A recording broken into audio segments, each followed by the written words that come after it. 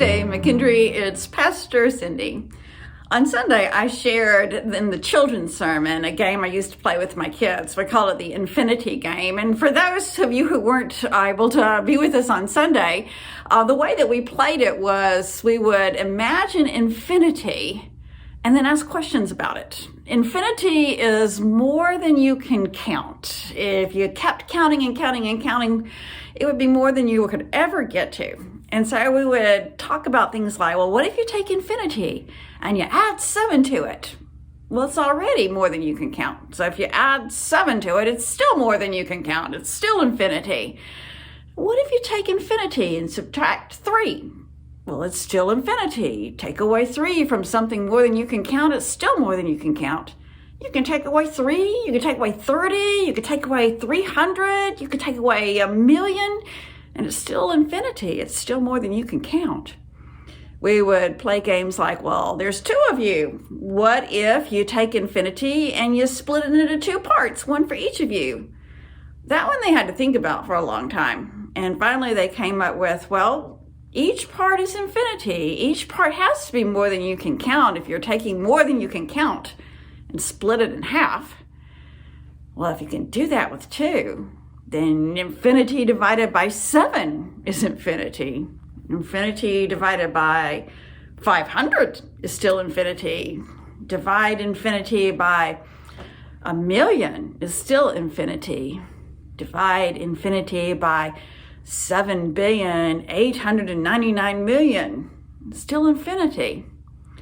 That's a big number that we're dividing infinity by. 7,899,000,000. That's the number of people who live in the earth today. If we take infinity and say God's love is like that, God's presence is like that, more than we can imagine, well, then that means there's enough of God's love, enough of God's presence where you could take God, this infinite God, and divide it among every person on the earth, and there's still an infinity of God for every single person. And that matters. That matters. There are times when we feel like our problems are small compared to other people's problems. God doesn't have the time or the energy or the desire to think about what I'm concerned about. That's not true. There's an infinity of God that wants to be part of every moment of every day. There's an infinity of God with every single person. And there is no concern so small that God doesn't care about. There's no person alive today or alive ever that God doesn't give an infinity of God's presence with. No person God doesn't care about. No person God doesn't love. You know, in the creation story, each day, God creates and then looks out on what God created. And most days, God looks out and says, oh, this was good. This was good. And God creates humans in the image of God and says, this is very good. Each day, God creates and looks out with gratitude. Notice and says, this is good.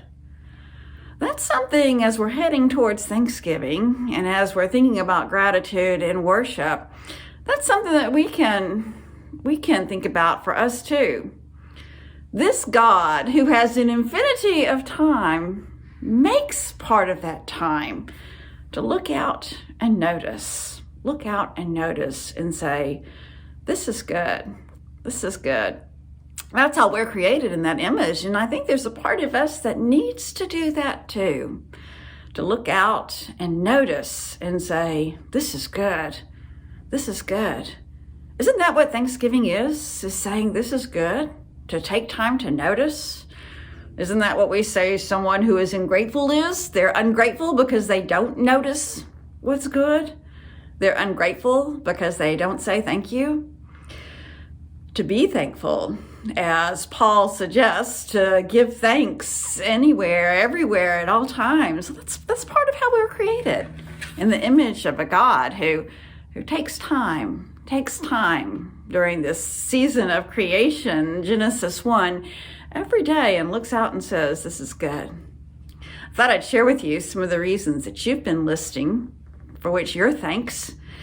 We've got this infinite God who gives so much. There's an infinity of reasons to give thanks. And here's just some of the ones that you named in our grove of gratitude out in the hallways of the church.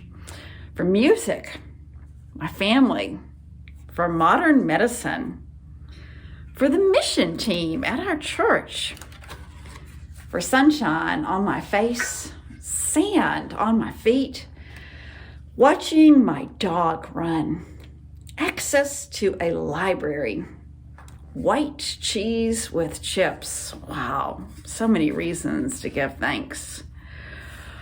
Opening my eyes every morning. I'm thankful for being able to open my eyes every morning. That's just amazing, isn't it? That God gives us a day, and then the next day God gives us another day.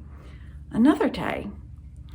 You gave thanks for this church, a community that can help me grow, and where I can help those around me to grow in the Lord. Golly, one of our youth wrote that. A community to help us grow and where we can help those around us to grow.